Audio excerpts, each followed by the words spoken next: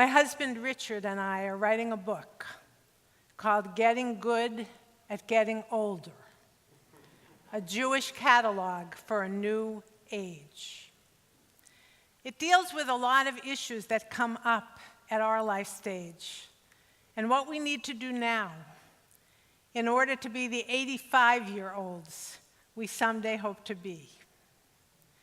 It contains thoughts about spiritual practice, about how we build a community that will be there for us as we grow older, about what we want our legacy to be, about how we can give back to our community and to our world.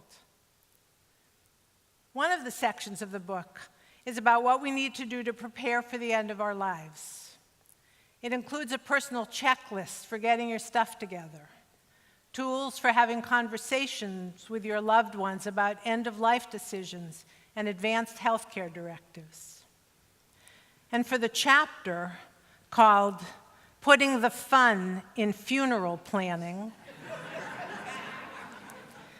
we did research about cemeteries, and we read lots of tombstones. A few of those tombstones were pretty funny, like Merv Griffin's, "I will not be right back after this message."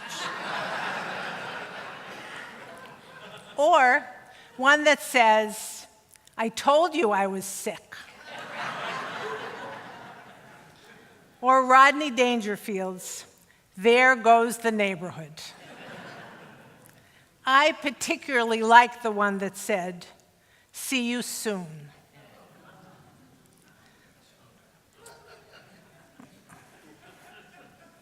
But these tombstones are not typical. In general, what's written on a tombstone isn't funny, and it isn't what a person accomplished in his or her life. No, what's written on a tombstone is about connections and relationships, who the deceased were to the people who loved them, beloved mother, husband, grandparent. That's how most people ultimately are remembered. How you want to be remembered is actually the theme of Yom Kippur. This is the day, this has been the day, when we are challenged to face the truth of our lives. We will all die someday. And you can't really miss that message. It's all through Yom Kippur. It's there in the Unatana Tokef, who shall live and who shall die. It's there in the symbolism of what many traditional Jews wear on this day, a kittel, the white garment in which they someday will be buried. And it's there because today we're actually acting like corpses. We're not eating, we're not drinking, we're not wearing leather shoes. And it's there in the final words that we will say right before the end of Neilah, the very same words that our tradition encourages us to say at a deathbed confession, at the vidui. The words that we will say to end Neilah. One time, Shema Yisrael, Adonai Eloheinu, Adonai Echad. 3 times, Baruch Shem Kavod Malchuto Le'olam Va'ed. And 7 times, Adonai Hu HaElohim. Adonai is our God. This is actually astonishing. We end Yom Kippur with the very same words we're supposed to say as we're dying. The exact same words. Not subtle. We are dying right now. There's so much we can't control. In spite of that truth, or maybe even because of it, all we can do is give meaning to our lives in the face of its fragility. What really matters? What will you do with the rest of your life, however much time that turns out to be? If you knew you had 20 more years, you might not do anything differently. But what if you only had 2 years? Or what if you only had 6 months? What would you change? The truth is, we're all in the same departure lounge. It's just that some of us will have earlier planes, and none of us know the schedule. This is more than just asking what's on your bucket list, what experiences you want to have before you die. This is first and foremost a challenge to think about what remains unfinished in your life. What relationships need to be repaired? From whom do you need to ask forgiveness, and who do you need to forgive? At this moment, with death imminent or far away, none of us really know, how ought you to recalibrate your purpose at this particular moment, this moment in your life, this moment in our world? In the face of your death, this is the moment when you are asked to be fully human and to choose life. As Rabbi Abraham Joshua Heschel once said, to be or not to be is not the question. The vital question is how to be and how not to be. Over these 10 days, these days of facing awesome questions, we heard teachings from Rabbi Aaron and Rabbi Bassin about how to be, about what it means to strive to be human. Let me offer you another take.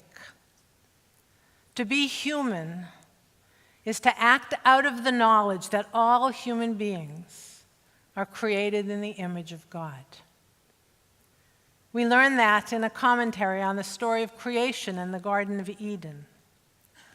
Beloved are human beings, not only because we are created in the image of God, but even more so because we know that we are created in the image of God.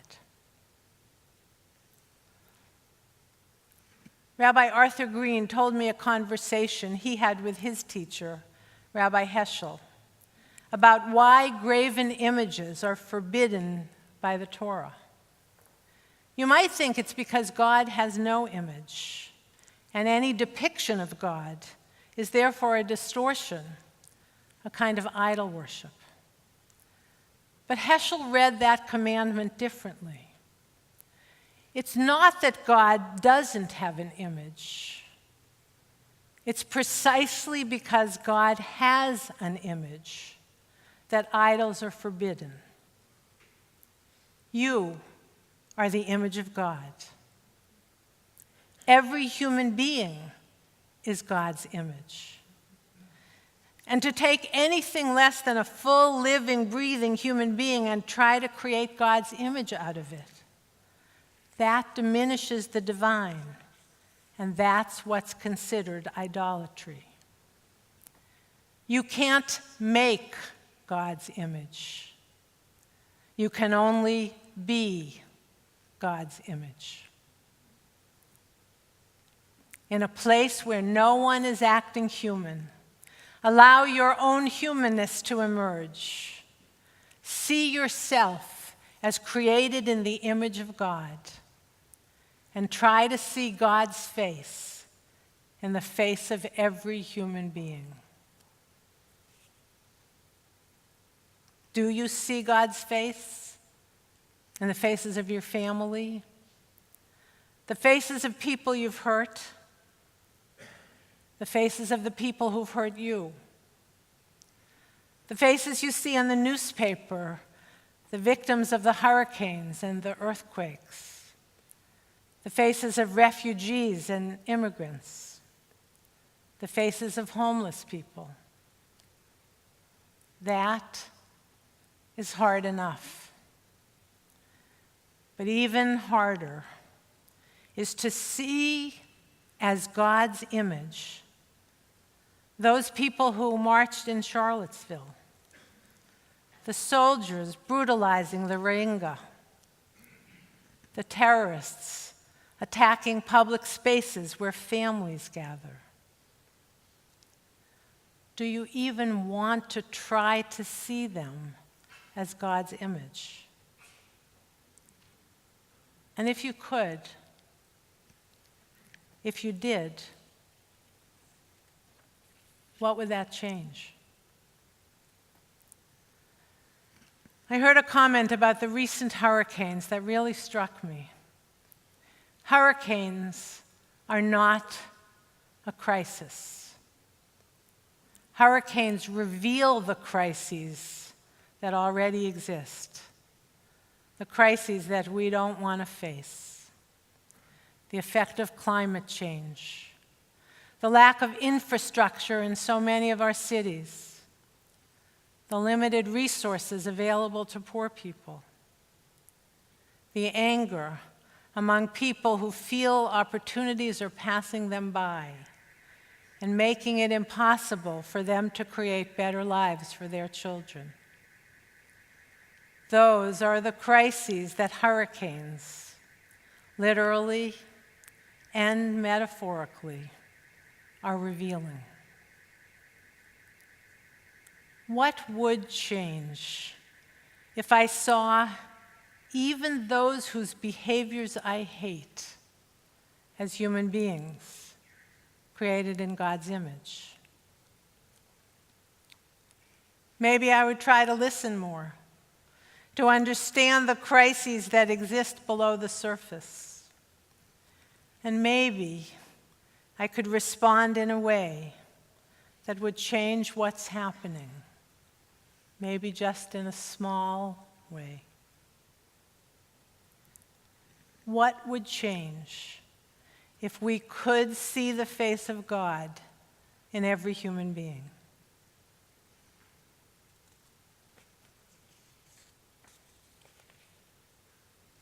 Everything would change. Because then each of us would work together to create a world where everyone can live as though he or she really were created in the image of God, just like us. And then, as artist and poet Judy Chicago has written, and then all that has divided us will merge, and then compassion will be wedded to power. And then softness will come to a world that is harsh and unkind. And then the greed of some will give way to the needs of many. And then all will share equally in the earth's abundance. And then all will live in harmony with each other and the earth. And then everywhere will be called Eden once again. Eden, where we understood that we are God's image. A fantasy? Maybe. I prefer to think of it as an aspiration and a challenge. In a place where so many are not acting human, allow your own humanness to emerge by seeing God's face in the faces of other people. At the end of Neilah, we will offer our deathbed confession, but we don't die. We again choose life. You only live once, they say. But that's not really true. You actually only die once, but you live every day, every single day. And when death comes, the way you will be remembered depends on how you lived. What would I want on my tombstone? I'd want beloved mother, grateful wife, trusted friends, trusted friend, who tried to see God's face in the faces of other human beings. What do you want on yours? The gates are about to close. You don't have much time left. What work do you still need to do right now before that final vidui to be ready to enter into this new year? Some of you may want to come up to the ark for a moment of quiet as you set your intention for this new year. But before you do, I'd like to ask you now to turn around and to look at the face of someone near you. Please do that now. Look in quiet at the face of the person in front of you and see the face of God. Do this in silence and in gratitude for the journey that begins right now.